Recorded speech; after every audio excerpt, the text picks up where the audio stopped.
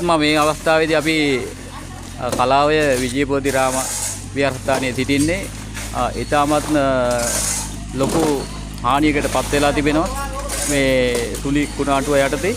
ඒත් එක්කලාම අද දවසේ පන්සල පිරිසුදු කිරීම සඳහා ශ්‍රම දානයක් මේ අවස්ථාවේ පවත්වනවා. ඒ ශ්‍රම දානය අපේ ප්‍රදේශ සීල දෙනා එක රාශි කරගෙන තමයි මේ පවත්වන්නේ. මේ ගැන ඔබතුමාගේ අදහස පොඩ්ඩක් ප්‍රකාශ කරන්නකෝ. සැබවින්ම මේ අපි වන්දනාමාන කරපු පූජනීය ස්ථානයේ මේ තියෙන පැරණිම ස්ථානයේ කලාවේ විජයබෝධිරාම ස්ථානයේ අද දකින්න ගොඩක් දෙනෙකුට එදා තිබුණු ස්ථානයේ මෙතට යමාන වෙන්නේ විනාශයක් වෙලා තියෙනවා මේ ගම්වතුරේ. ඉතින් දැන් සියලු ජනතාව එකතු වෙලා විහාර ස්ථානයේ දැන් අතට ගිහින් ගිහිල්ලා සූසු පරිදි මේ සුම්බුන් ඉවත් කරන නැවත ඉතාමත් අලංකාර පැරණි තිබුණාට වඩා හොඳ විහාර ස්ථානයක අසිරිය වෙනුවෙන් තමයි මේ කටයුතු කරන්නේ.